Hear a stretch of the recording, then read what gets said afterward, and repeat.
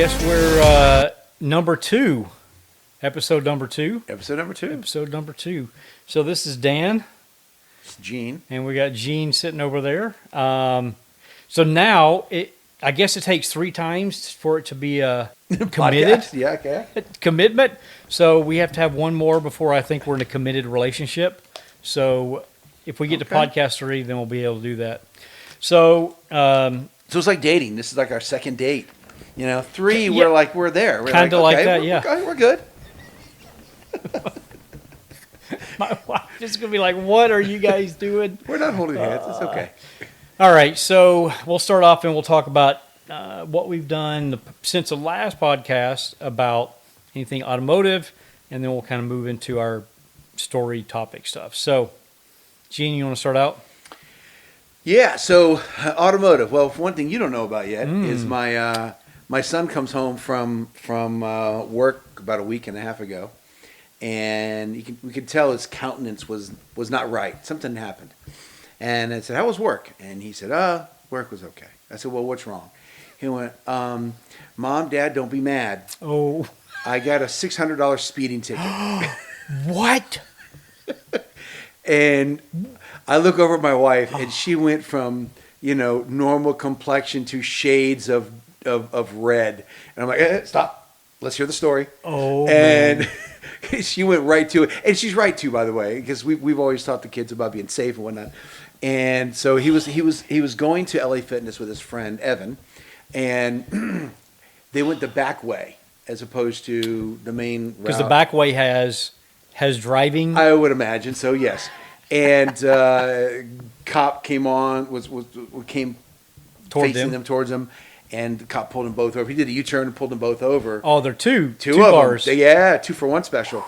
And so apparently he didn't have the radar. So he got him for I can't think of the exact name of it though. It's like endangered reckless driving for the conditions. Yeah, no, not for the conditions. I can't remember exactly what it was. I do have a picture of it, but it's something. But it was they couldn't give him a ticket with speed on it, so they just gave him a ticket for, here it is. It was called negligent driving second degree, but said it was a speeding ticket. So, yeah. So now, Jag Motto, yeah. Right? Yeah. He's the guy you go to when you get a ticket. I called Jag. You did? I already paid the $450, and Didn't you post something a while back that said, "I just want to get a ticket so I can use him"? I don't recall that. You posted I probably something should not like have posted that. Did I really do that? You really did that. I am so stupid. Because I was laughing because people were talking about how great a service it is. I do remember that. That's right. Because the guy said it was done so fast, and I jumped in. Oh, I cannot believe I said that. Oh, yep. What? I'm an idiot. So yeah, now I've already paid him, and he's now going to go work on it. The best case scenario, I think, is that they will, because they how are they going to say he got a speeding ticket and then give him a negligent driving thing because there was no radar? So that's probably his out is going to be, there's no radar. Yep. And what speed were they going? How are they driving negligently? Show us the video. Probably going to get rid of it. For all the thing I care about is I told my son, I'll pay the $450 for the lawyer. That's what I'm going to do. Unless, and if that is if we have to pay the $560. If they end up not wiping the ticket out, and the $560 has to get paid, you're paying your ticket. If the $560 is wiped out and it's nothing on your license, you're paying the $450 back. Yeah, because you earned it. So you earned it. You've earned the right to pay one or the other, not for both. Wow. Yeah. So that was that. It's car related, but it's not fun car related. Oh my gosh. But it is funny because I can't believe I completely forgot that I said, oh, I'd like to get a ticket too and to use this service. What an idiot I am. I said that. As soon as you said the ticket, my mind went to, man, didn't you post something about you wanted to use him? Yep. Why would I do that? Oh, my gosh. Because I'm stupid. I'm a dumb man. That's why.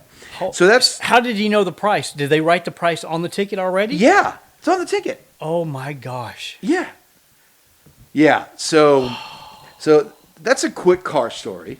Okay, wait, before you leave. Okay. Did you take that opportunity to say, this is why we're not going to turbo your car. No, I did not, because I've told him that in the past. But I did get on him about, so you're hot rodding of a Hyundai Veloster, stock 1.4 liter or non-turboed car. And he's like, he told us the other day, he's like, but Dad, I was listening to Simple Man. Oh my gosh. I'm like, oh, so you're listening to a little Leonard, huh? Oh He's like, my yep. gosh. And during the chorus part is when I was just cruising along at a speed, and they, I said, oh, okay. I didn't know cops didn't have radars, so that's something I learned. I assumed that he had. I would have assumed that they had the radar, but maybe because it was moving. No. I really don't know why Weird. they didn't give them the radar. Maybe it wasn't on, and they just said, well, we got to give you something. Was he going really fast or just a little over? Well, he said a little over. Okay. That doesn't mean that's true. What does he really know? He goes, Dad, do they use body cam footage as evidence? I'm like, yes. And then he asked me that the other day, and I wait, what did you say that you're asking me that question for? He's like, I don't think I said anything. I'm like, oh, okay. Now I want to see the footage and see what stupidity you just said. Oh my god. He's like, Dad, I swear to you, I don't think I did anything, and I don't lie to you. I'm like, okay. That's great. That's a great one. Oh my gosh. It is not what I expected, but yeah. So he went to the. So it's funny. He went to the gym yesterday. He went to LA Fitness yesterday, and on the way back, he pulled into the house and he walked in and said, "Dad, I want you to know, I'm taking it very seriously. I'm driving really slow. I'm never going to do this to you guys again." He's proactively telling you. He's letting me know, and I said, "Okay, all right, that's fine." I said, "Just wait. I'm still going to get that the GPS tracker and plug it into your OBD2 port. Oh, so yeah. I'm going to know." Well, if you would just switch to a GM vehicle, then you wouldn't have to worry about it. I know. Yeah. Like No, a C8. I'm talking about GM releasing all that information to insurance companies. Oh, I forgot about that. Yeah. Oh, yeah, that's right. Yeah, They're sorry, already getting GM. sued for it. Oh, are they? Already getting sued for Well, it. I mean, duh. Yeah, that was stupid. I mean, Yeah, it's that's just I not mean, right. I'm sorry. It's that should be an optional thing, and it should be, hey, if you release it and my my driving is safe, then my insurance should go down. That should be something I get to choose to do. that's right. So yeah, that's ridiculous. All right, so that's that thing. So today, That's great. our friend John, he called me up yesterday. He's like, "Hey man, you got to drive my Z06," and he's been wanting me to drive. He texted me last week about it. Brand new. Brand new Z06, right? And he essentially did almost a twin of yours. Yeah. Almost, very, very close. So he comes over this morning, and my son comes out, and he's like, "Hey, man, why don't you take Timmy and go for a drive?" I said, "You sure?" He said, "Yeah." I said, "I'll be nice." He said, "No, drive it like it's yours." I'm like, "Come on, man. Why do people keep telling me that?" Todd told me that one time when he let me drive his GT3 on the track, and I'm like, people keep telling me to drive it like it's mine. You have the face. Do they not know me? So I gave him my keys to my car. He drove my Blackwing behind him, and I drove my son. We did the little short drive that I like to do. Is that good? Okay. And it was a lot of fun. But when I got on that thing the first time, I got on it in second gear, not first, just because we were rolling. But still, second, third, fourth pull so incredibly They pull good. hard, just pop, pop, pop, pop. And I looked over at my son. When I slowed down, I was straight, and the smile was like a Cheshire cat, right, all the way up. He was screaming, "Dad, do it again!" Like, no, I don't want to get a ticket and have to call Jag for it. Only one idiot should be doing that. We've already done this once. We've already done that. He's already got $450 on my credit card.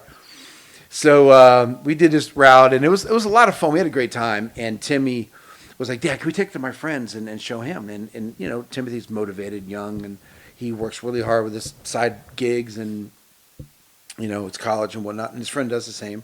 So it was cool. They got in, they sat in the car, and they heard it rev up, and they were super motivated by it. And I said, "Guys, this is what happens when you work hard and save your money, and you're smart with your finances."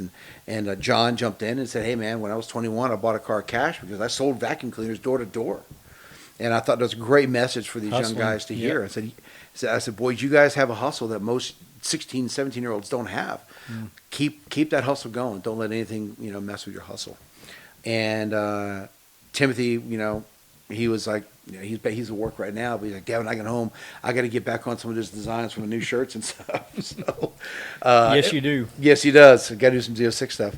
So he really loved it. And then John and I went out, and I was saying we went to Mexico today. Yeah. And like Guadalajara. It's good that we And- live close. Yes, good that we live close to there. I was telling him, I said, I went to Guadalajara and then down to Tijuana. And then I thought, wait, I did my geography wrong. that's- I caught it. But it was fun. We had a good time. We did a longer drive. And then there's a long route out that I'll take you to sometime. That you go down this road and you're like, there's nothing down here. The road isn't the best of roads. It turns into a beautifully paved road. It's got undulations in it with some nice turns. It's just a great road. And I got on it. I had, way too much fun. Thank God no cops were down there. But when we come out back into Black Diamond, you kind of come out of this little area, it's 25 mile per hour. So we're doing 22, following a bike, and cops sitting there facing us. And I thought, oh man, somebody called it in.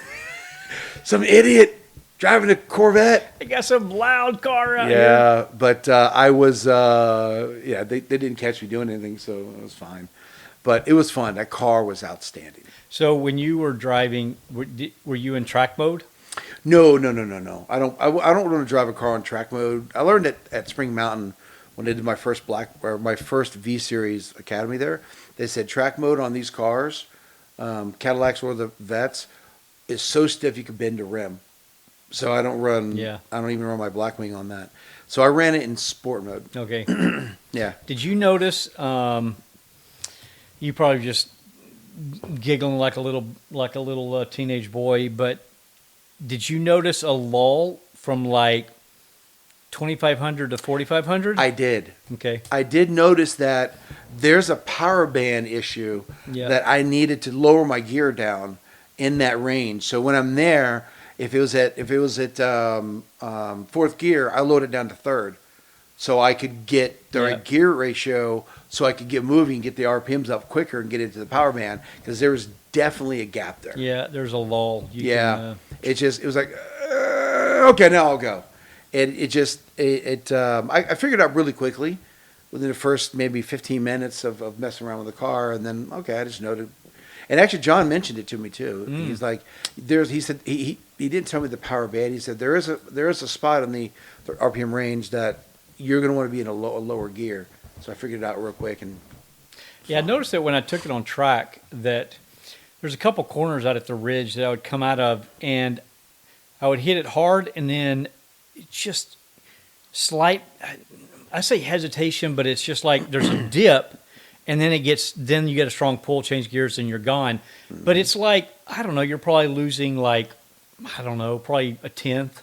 It's not long, but over 10, 15 laps, that starts to add up to time. So, yep. Yeah, hopefully, I think with the changes that I've made with the throttle body controller and hopefully changing out the air intake, that it's going to address that. So, yeah. Cool. But it was fun. Yeah. I really enjoyed that car. It was an awful lot of fun. It was really nice for him to let me borrow the car and drive it, and just basically say, go drive it like it's yours. So I took him bought him lunch, and we just chatted about club stuff for a bit. But it was fun. I enjoyed that car. So that's my stuff. What about you? Oh man, what have I done? I've been gone for a bit, so I haven't got to do a whole lot of car stuff. I've been traveling, but a couple things. One is that I think last time we talked about, I pulled off the entire intake on the LT6, which is not something that I would wish upon anybody. But I took it off and I got it painted, got it Cerakoted. Yeah, it looks great. Yeah, man, that red just pops, and now I've got the carbon fiber clear cover that goes over the top so you can see. Just visually, and there's no performance gain. It's just all visual. But oh man, it looks so good. So anyway, got all that reinstalled. All that stuff is back on. Got the new throttle bodies installed. Got those put on. So saw that. As I mentioned, I'm just waiting do I put the stock air intake back on, or Do I get it replaced? I don't think I'm going to be able to get it replaced before going to Laguna Seca. So I'll probably have to put it back on and then take it back apart after Laguna. But it'll be the first time I've been to Laguna, so I'll probably be just taking it easy anyway. And not, Please. Whatever. Yeah, sure you will. I won't tell you all the hours I've already spent watching track time. Trying to get ready.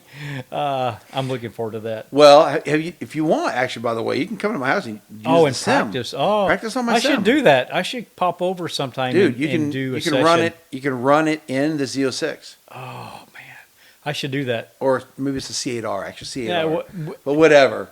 Just Close enough. Just to, because I'm trying to memorize as I've been watching it. But yeah, I should do that. You should do that, man. The That corkscrew. So go the run up to the corkscrew. That turn, I think that's like 6. I think that's turn 6. As you come to straightaway, you've got to put the front right or front left really into the apex. Yeah. And it's a blip off the throttle as you're coming over the hill. And then once it settles, it's back on throttle again, but you got to be pointed right, or pointed correctly, not right, but pointed correctly.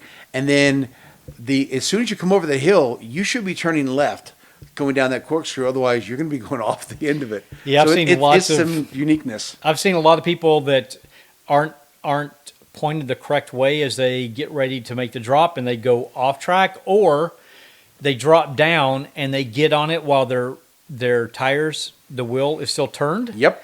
And it shoots them off the track as well. So Yep. Yeah, I'll take you. I might have to take you up on that, Dude, anytime, man. I'd love to have you over.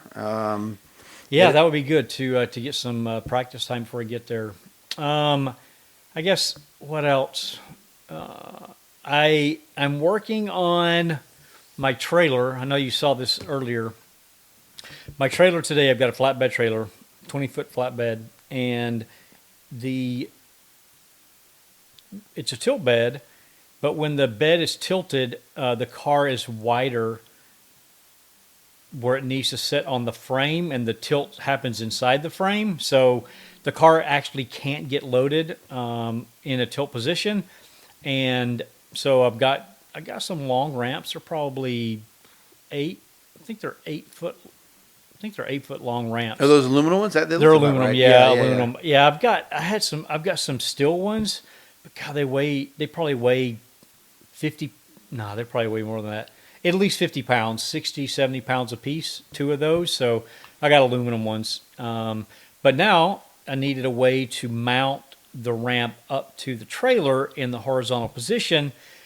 So got some brackets, been welding. I don't know if I talked last time. I've been going through a welding class. And so I've been welding those together. So now I've got my brackets made. I'm just kind of test fitting them, getting them bolted up. Then I need to get them primed and painted, and then they'll be ready to go.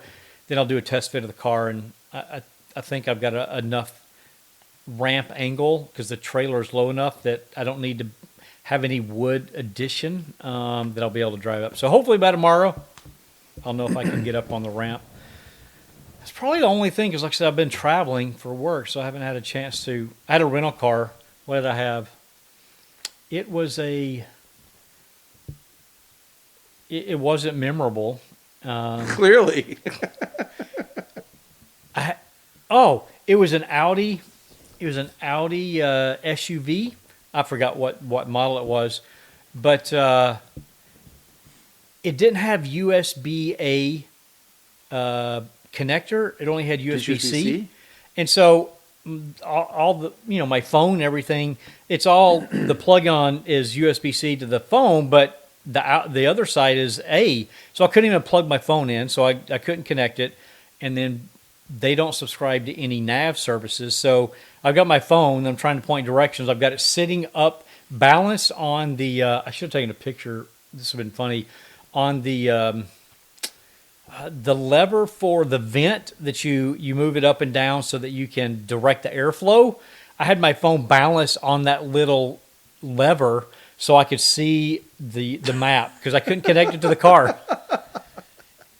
And then that's like a driving game. Yeah. How do I keep it on there and drive smoothly? That could be a way to learn how to drive more smoothly. Well, what I would do is that I would hold it, I would stick it up there, and I had the vent lever pointed up so it could kind of rest on there. And I would get enough of the distance to know where the next turn was, and then I would lay on the dash. And then as it would alert me to a turn, I would set it back up. it was pretty stupid. And then, But it worked though. it was So fun. let's not say it's stupid. Let's say it was clever. Okay, I was clever. I was clever in how I used that. Yeah. But then I don't know how you are about armrest for vehicles on your as a driver on your left arm. So on the door, where the armrest is on the door panel. I like mine where I can just reach over and I don't have to go up, I don't have to go down. It's just a comfortable position. This SUV, it was a crossover, so it was a little small SUV. It was below where my arm normally would just rest, so I felt like I was kind of letting my shoulder kind of drop down, so I had a place to rest my arm, or I had to raise it up high to sit up on the windowsill. When I'd roll the window down, I'd have to raise my arm up high.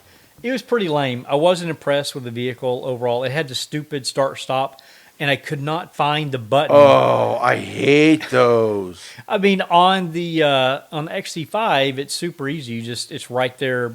You just press the button. It's right off the right-hand side of the driver. Mm-hmm. But I could not find the button. I couldn't find it. It was probably buried in the menu because, that's not where it's supposed to be, though. It's supposed to be easily accessible, though. It wasn't accessible. That's ridiculous. Oh, okay. Here's another thing about that SUV. Audi, I don't know if you're listening, but I'll go find the model of this. But picture you're sitting at the steering wheel. Mm-hmm. The volume for the radio, it was a knob. It wasn't like electronic on the screen. Where do you think that should be placed? The volume control. Either near the radio, kind of near the screen, yeah. Or excuse me, maybe down to the right, or down here on the down there. Yeah. This was on the passenger side of the center console. It was over the other side, like on the right side right side where the passenger sits. So now it had ergonomic. It had a steering wheel thing, right? Yeah. But you had to figure out it had a million settings. I hate a million settings on my steering wheel. But I had to reach over across where the passenger, I could touch the passenger's knee. I was that close to the radio knob. Wow. Stupid. That was just so ridiculous. So I guess that's probably that's the only thing I've done. Is that the worst rental car you've ever had? The worst rental car? Oh, gosh, no. Can I? Oh, I do have a worse rental car, but I want to save that because it's for one of our topics. Okay. That we're going to talk about. Maybe not today, but I'm going to save that for the rental car because I have a rental car story. Well, then I'll save mine then. If I have a worse rental car as well, I'll save mine as well. I actually have pictures. So if we ever get to a point where one day we had pictures of something, I'll have a picture of me in that rental car, and you're gonna look at it and go, "No, I can't believe you drove that as fast as you did on the interstate." We'll have that as our thumbnail. Oh, God, that would be good. That's actually pretty funny. All right, so I guess that's our automotive stuff that we've done. So. Last week I had the topic, so this week I'm going to pass it over to Eugene. And what do you? Oh, just so people know too, that we don't share the topics before we get together. Nope. So it's a bit of a surprise. I don't think I planned it that way. It's just that's how I did the first one, and now Gene has come prepared with what looks like a list of like a Christmas list that you would unscroll. That's like. 8 feet tall. He's got all these. So we don't prepare ahead of time. So it's like spur of the moment as you are thinking about it and responding. I think it provides a more engaging conversation. So for sure. With that, I'll pass over to Eugene. So I've got a little thing I call "What's Your Favorite?" Kind of like a little series. What's your favorite? What's your favorite? I don't know if that'll be a full-time thing or maybe it's just a today thing. Okay. But what's your favorite? And I have a number of them, but I think they can be short or they can be long. So we'll start off with this. What is your favorite car brand and why? car brand. Man, car brand. That's tough because I know. there's a lot You of. got to choose one. You have to be decisionist. You cannot. Is that a word? I just made. Yeah, sure it is. Decision. Why not? Car brand. Man, that's tough. I'm not going to pick some of the. Oh man, a brand. Okay, this is going to seem like a cop out. I don't want it to be a cop out. It's not a cop out. I'm going to say. When you say brand, you're talking about big brand, not like sub brand. I'm going to say GM. That is a cop out, but okay. Why? But why? It's not. Okay. Tell me why. Okay. So, yeah, there's a lot of just very storied brands that are out there. Ferrari, Porsche. There's a lot of really storied. But when I think about a brand, what do they bring to the table? And as I think about all the vehicles that GM produces, primarily around, well, I guess I can talk through it. So when I think of performance, GM comes to the table with performance. Mm-hmm. With Chevy, they've got now the Z06, the C8 Z06, hopefully forthcoming a ZR1. Those two vehicles are just head and shoulders above other competitors from a price performance ratio. So they come to the table with a performance vehicle. They also come to the table with solid work vehicles. So I think of trucks. You've got GMC with the Sierra line of trucks. You also have got, Chevy with the Silverado, which are, the Sierra is a kind of an upscale version of the Silverado, but they produce quality work vehicles, whether you're looking at the top end Denali all the way down to just a basic work truck. So that fills a niche as well. So we've got performance, we've got work truck, and then you need people haulers. Mm-hmm. So when you think of people haulers, a couple that I think of. One is you got sedans. So I go straight to Cadillac. So when you've got the Blackwings with the CT4, CT5, there's sedans, people movers that are also performance vehicles, which I just read. Okay, this is interesting that you asked this question. I was reading a magazine today, and they were doing a review of the Mercedes AMG C43. So, I mean, not like they're super high end, mm-hmm. but nonetheless, it's the AMG C43. This is what their statement said. It's got a clumsy transmission, irritating stop-start, and it isn't the Cadillac CT4V Blackwing. Nice. That was in, I think, the Car and Driver magazine that I was just reading. So, which was, by the way, before I bought my ATS-V, I test drove. I had a C300 Mercedes. I had a C250 before that.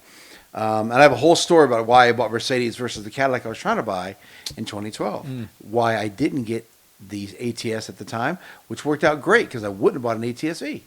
And the whole story about that. But I test drove a C43, and I thought, meh. Yeah. Then they let me test drive the C63S. The C63 is it sounds good. It's a much better choice. But I thought that was an interesting statement that they put it mm-hmm. in black and white that it's not the Blackwing. Yeah. So, okay, so the brand. So people movers with, and then crossovers or SUVs. So, you've got the Escalade V, which I don't even know why you need one of those things, but it sounds if you can afford one, you don't actually need one. It becomes a want. That's just, that beast of a machine. But the Tahoe, the Yukon, big people movers. So when I think of the brand, I think of, do they bring something to the table for majority of all people? I guess maybe we'll focus on America. They do. And so for that reason, I think they're probably my favorite brand because they got something for everybody. Whether you've got a low end budget all the way to a super top end. So I guess that's what I would say for my brand. Okay. So I said it's a cop out, but I was just really busting your chops because for me it's going to be GM2. I kind of wanted to see if you'd change your mind, but no, you didn't. Man. Oh, See, mine's a slightly different reason now. Okay. Yeah, they've got all the great choices of cars for the different lifestyles that you may have, and that's great. For me, it's because of the performance cars and the muscle cars. So grew up loving, Camaros, Novas, Chevelles, right? Impalas, anything, Pontiac Firebirds, Corvettes, all that stuff. So grew up loving those cars and having people that had those cars and family members and stuff. So I grew up in the, kind of inculcated into GM performance machines, right? My favorite GM performance car that I will have one day is a 1969 Camaro. I want mine to look like Big Red, and with the gold BBS 18-inch wheels and red and white. So with the RSSS flip top headlights, right? The hideaways. So I know what I want, and my son says, Dad, when I get rich, I'm gonna buy you one. I'm like, perfect. You do that. He's got a lot of cars in his. He has a lot of cars. The Stingray, the Z06, the Camaro. McLaren 720S that he wants. Hey, whatever. So I, grew up loving those cars and having friends with them and having neighbors who built Camaros that were, with big blocks and 454 big blocks and stuff. So, I have a love affair with Chevy muscle. My first Chevy that I told you guys about the Biscayne last series right? Yep. That was a Chevy. Yep. That's not why I like the series, but I had when I wrecked my Volvo, which I've talked about before, I think I ended up getting my girlfriend at the time. Her grandfather had a 1972 Chevy Stepside C10. Oh man, I love the C10. Dude, listen to this, man. It was in a grass field in Dade City, Florida. He was in a home, right? He never drove it, and they gave it to me. So my dad and I rolled out there, and it was a straight 6 with a 3-speed on the tree. We charged up the battery, car fired right up. I mean, it hadn't been running 3-4 years. It's old gas. You could smell it. We had to rock the truck back and forth to eventually release the clutch. Oh, the clutch. And the brakes. Everything was all frozen up. And then my dad drove it home. So first brakes I ever changed were the drum brakes in that vehicle. And I drove that through high school. Loved that car, that truck. 3-speed on the tree, wooden bed in the back that was rotted out. We needed to replace it. It was just a cool vehicle, man. I loved that thing.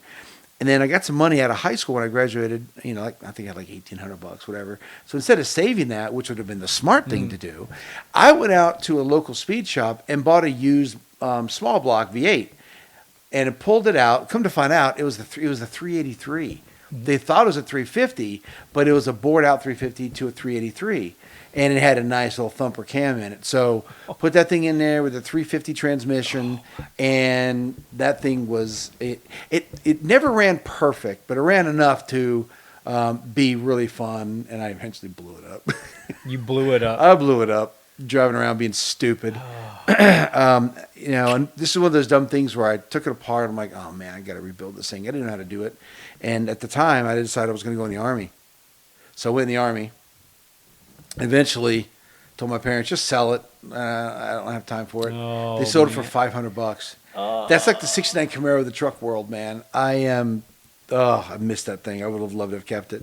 But for me, over the years, my wife and I have now owned, we're on our 6th or 7th straight GM vehicle. Probably will continue buying GM vehicles, either GM or Chevrolet, GMC, Cadillac. And I've owned 7, 8 because of the 74 C30 that I have. That I put the 468, blew that up, and put in a 496 in it. It's a common theme going on here. Like somebody who wrecks every car that they owned as a teenager. Not that I would know anybody like that. Go see episode 1 where we talk about that. Thanks for reminding.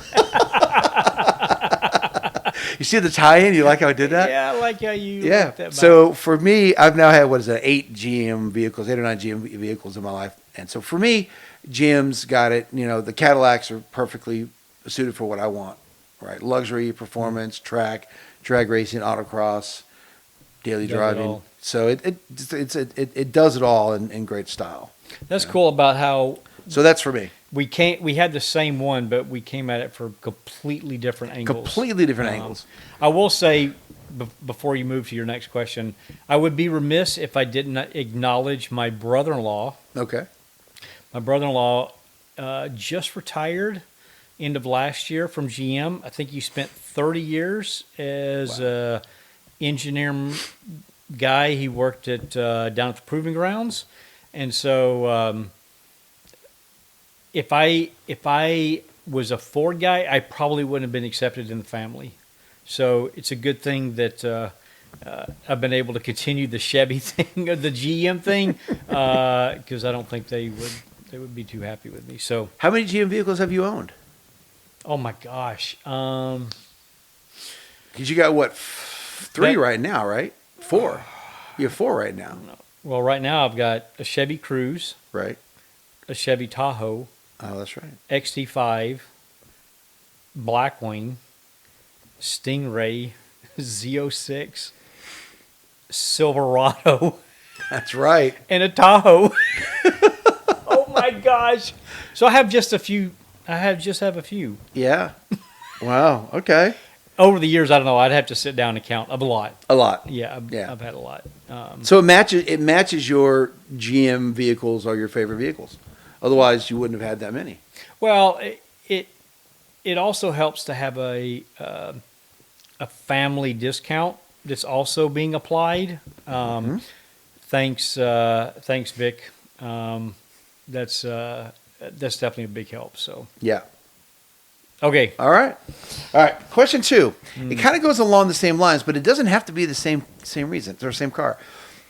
What is your favorite car of all time oh my gosh, and why? of all time, And I can tell you my favorite car of all time and why. It has nothing to do with GM.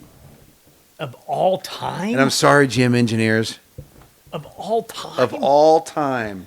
oh my gosh, I thought Brand and car. when you started saying this, I was thinking, like, what's my favorite car that I aspire to?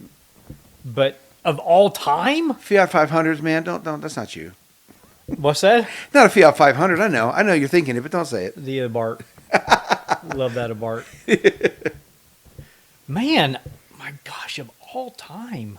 You should see him. His head's about to explode. He's got smoke coming out of his ears. That's He's a thinking. tough one. I know. Man, there's been a lot of really cool vehicles. Really has been. I guess I'm going to go with not a performance one, not something that I lusted after as a kid. I'm going to go with probably the truck that I grew up around that my dad had when I was super young.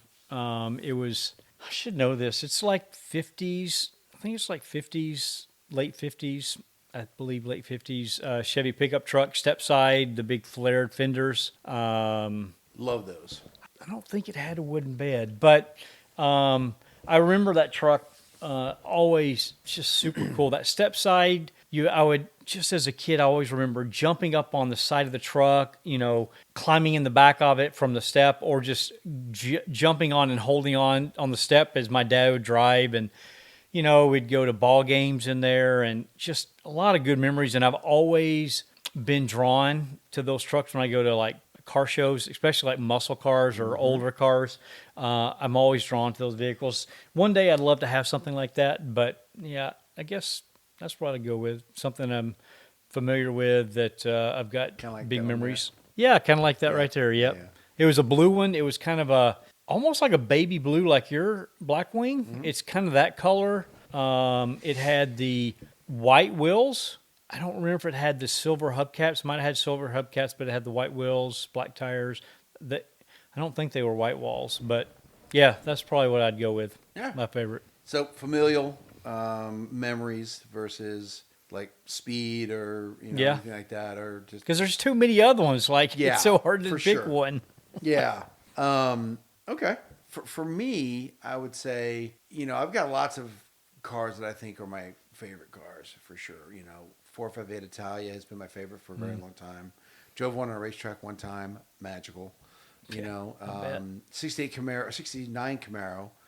But as I said before, that series 67, 68, 69, I fell in love with because of the movie Better Off Dead. Right?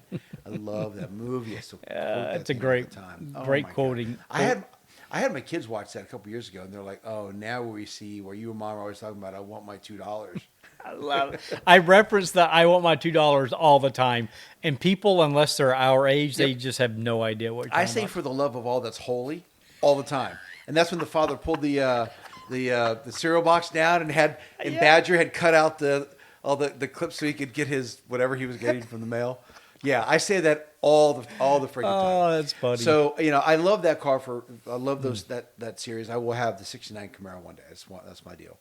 But I think for me, I was driving my car, my Blackwing after I bought it, and it hadn't had broken in the miles yet. I went to my friend Todd's Flying Husky Racing track day event at the Ridge, and I wanted to let him drive the car. So he drove the car a little bit. He was the first person to get it over red line before I did. So Ah. yeah, sorry, GM. But it was fun. It was a great time. But he said, "Hey, you gonna track the car today?" I'm like, "No, I don't. I'm not tracking the car." And he said, "Do you have your helmet?" I said, "Yes." He goes, "Why'd you bring your helmet if we're going to track your car?" I'm like, "Shut up with your rational questions. I can't answer that." He said, "Why don't you get your helmet and go take my Porsche out in the track?" I never cared for Porsches. I didn't hate them. I didn't understand the appeal. It's kind of like, meh, whatever. I could do without them. I could do with them. Just they're whatever to me. But he let me drive his GT3, and I didn't know anything about them really. But he said, "Drive it like it's yours." Yet another guy who trusted me to drive it like it's his on the racetrack. But we had tracked a bunch together. A lot of crazy people out there. I know, but we tracked a bunch together. He knows I'm not stupid, and I'm going to come bring it home safe. I said, "I'll drive it like 510." She's like, "No, drive it like it's yours." I'm like, "Okay." So I did, and I'd never even driven in a Porsche before, much less a manual on the track. So after a few laps of getting to know the car, I then started going at it pretty hard, and I had no idea how magical that car was. No idea how magical the GT3 was. That car, even in the chicane at the Ridge, that car, I just said, "Oh, this is a race line I want to take this time." The car just kind of went, "Okay," and just took it without any issues. I would unwind the steering wheel just a little bit. The car was with no drama. It was almost automatic. It was beautiful. The suspension was magical. The steering was outstanding. It didn't necessarily pull any harder than my Blackwing, my twin turbo, but it was the overall package of that car was insane. I fell in love with the GT3 RS after that. And I was floored to this day. I went home that night. I told my wife about the car. She's like, "Oh, now you want one?" I'm like, "Oh yeah, no, now I want one." So for me, my favorite car now of all time is the Porsche GT3 RS. And it wasn't until my friend let me drive it that I even gave a crap about Porsches, and now I understand it. Is it any GT3 RS? Because there's been Oh, I know. Well, so I've never driven like the latest version of the GT3 RS. That thing it's stunning. You can Yeah, adjust the it is. rebound in the suspension while driving. It has a DRS on it. I know. That's insanity to me. So that's like dream to drive, but they're going for like $200,000-300,000 Yeah. over MSRP or Yeah, whatever it is. stupid It's insane. price. But for me, that GT3, that Porsche GT3, GT3 RS is absolutely like that is my favorite car, and I would not have thought that had I not been allowed to drive it. So that's it. For That's a me. cool car. I have to admit. I mean, I do. There was one. I don't. It was a GT3. I don't know if it was RS flavor. Out at the Ridge, and I was trying to keep up with this guy, and coming into turn one, he was tapping, maybe not hitting is not the right word. He was tapping his brakes about 50 feet later than I was, and still making that turn. Really. And he just So he's going well over 100 then when he's trying to turn. Oh, yeah, he was definitely well over 100 as he's making that turn in.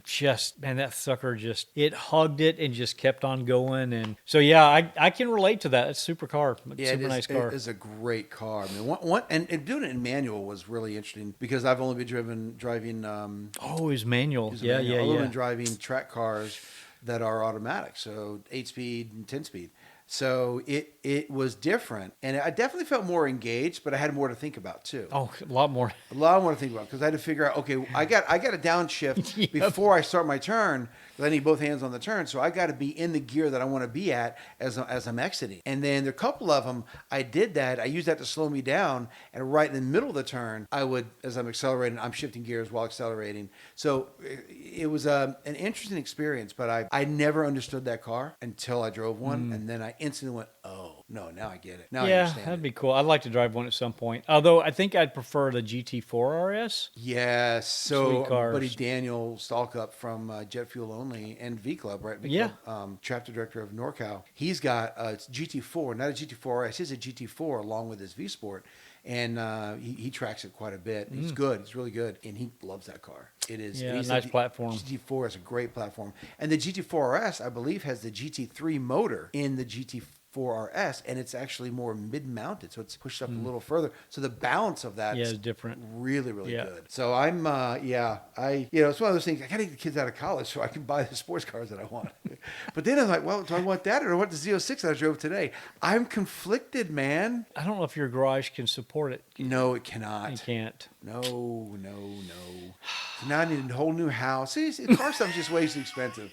It's kind of like John wanting me to build a garage so I can put his cars in my garage. He wants me to build an excess. Oh, he does? Well, because, he doesn't have room at his place, right? yeah. And so he keeps measuring like all the time, but he doesn't have room for a ceiling. He told me today, he's like, you know what we need? We need a clubhouse. We need a V Club sponsored building that's a clubhouse.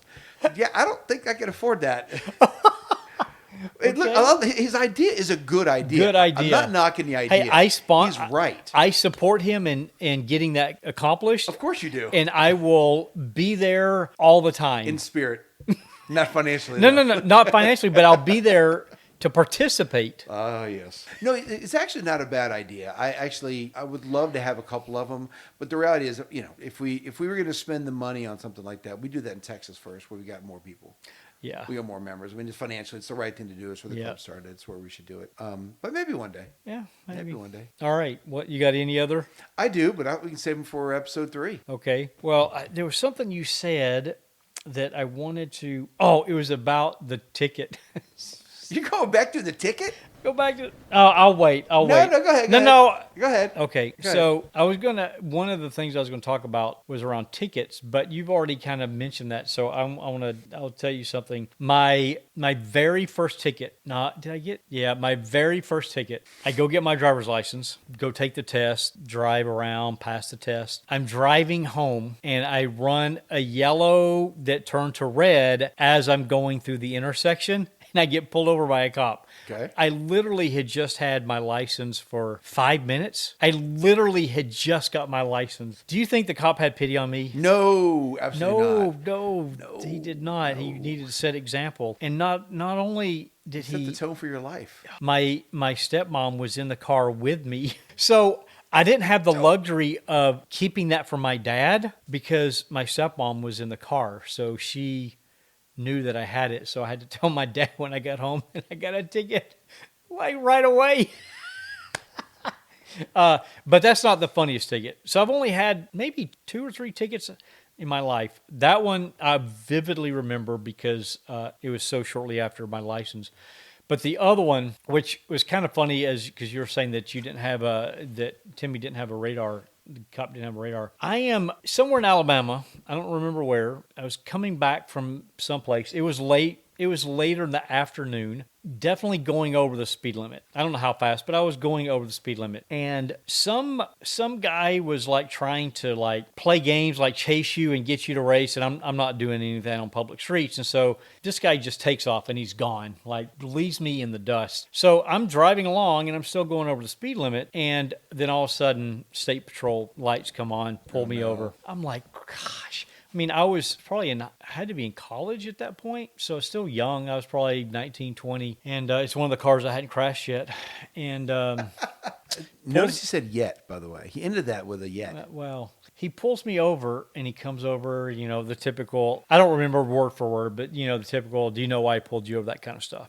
Well, I'm speeding. And he's like, well, why are you speeding? And I'm like, because that other idiot was driving like a maniac. And he's like, what are you talking about? And I'm like, did you not see the guy that like sped around me and was like kind of messing with me and just took off? And he's like, no, I didn't. I'm like, well, that's the guy you should be going after, not me. He said, was there really a guy doing that? I'm like, yeah. The cop leaves, gets in his car, puts on his lights, and he takes off after the other guy. I wasn't lying. I was being completely honest. But he believed my story, left me, didn't give me a ticket, gets in his cop car, and he flies off chasing the other guy. Do you know if he caught him?